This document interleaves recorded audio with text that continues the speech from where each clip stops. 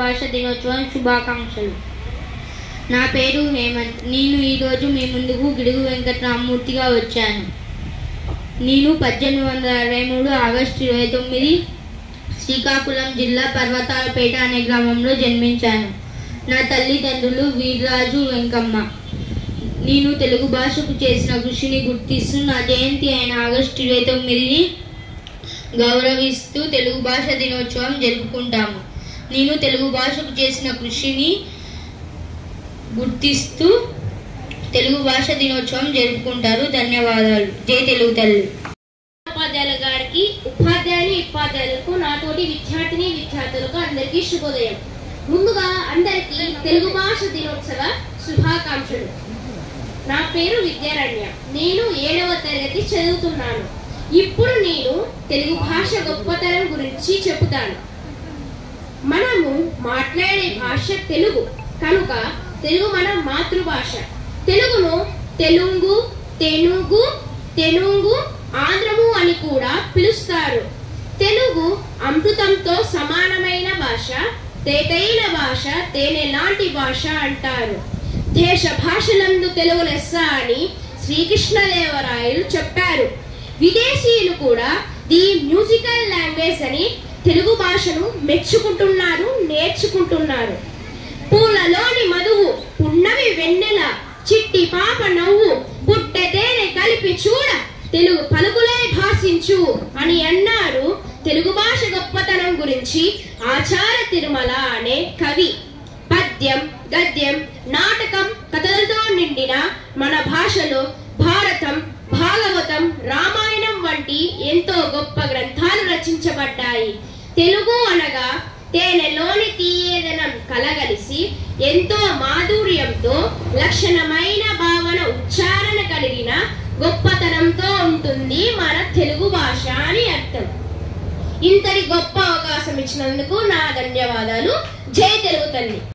ముందుగా అందరికీ తెలుగు భాష దినోత్సవ శుభాకాంక్షలు. నా పేరు లాస్య. నేను ఈరోజు తరిగొండ వెంగమాంబగా మీ ముందుకు వచ్చాను. తరిగొండ వెంగమాంబ అను నేను 18వ శతాబ్దానికి చెందిన ప్రఖ్యాత తెలుగు కవయిత్రిని. నేను చిత్తూరు జిల్లా గుర్రంకొండ మండలంలోని తరిగొండ గ్రామంలో జన్మించాను. నా తల్లిదండ్రులు కానాల కృష్ణయ్య, మంగమాంబలు. నేను రచించిన వెంకటాచల మహాత్యం, అష్టాంగ యోగసారం చాలా ప్రసిద్ధి చెందాయి. నేను తిరుమల శ్రీ వెంకటేశ్వర స్వామికి మహాభక్తురాలిని. నేను రచించిన రచనలన్నీ వేదాంతం, భక్తి ప్రధానమైనవి. ఈ అవకాశం ఇచ్చినందుకు అందరికీ ధన్యవాదాలు. తెలుగు భాష ఉద్యమ పితామహుణ్ణి. నేను ఆగస్టు 29న జన్మించాను. శుభోదయం. ముందుగా తెలుగు భాష దినోత్సవ శుభాకాంక్షలు. నా పేరు చైత్రవర్షిణి. నేను ఈరోజు తాడినాగమ్మ కవయిత్రిగా మీ ముందుకు వచ్చాను. తాడినాగమ్మ నేను తొలి దళిత తెలుగు కథా రచయిత్రిని. నేను 1908 జూలై 6న తూర్పు గోదావరి జిల్లా మామిడి కుదురు మండలం మోరివారిపాలెంలో బల్ల మహాలక్ష్మమ్మ పుల్లయ్య దంపతులకు జన్మించాను. నేను ఆధునిక భావాలతో కథలు, వ్యాసాలు రాశాను. దళిత, శ్రీవాద సాహిత్యానికి తొలిమెట్టు వేశాను.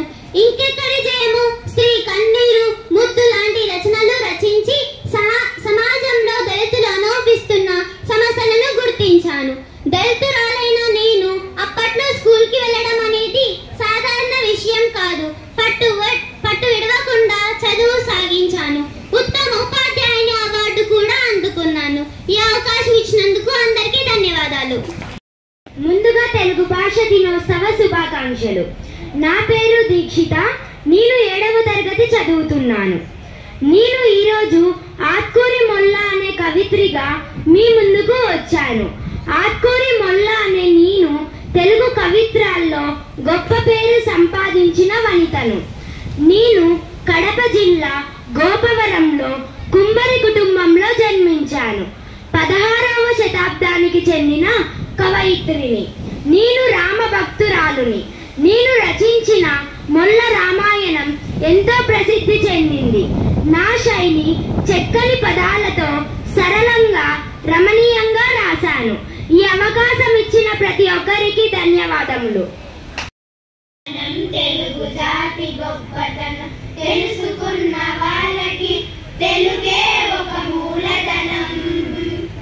తల్లిదండ్రి నేర్పినట్టి మాతృభాషరా, తెలుగు మరచిపోతే వాళ్ళ నీవు మరచినట్టురా, ఇది మరువబోకురా.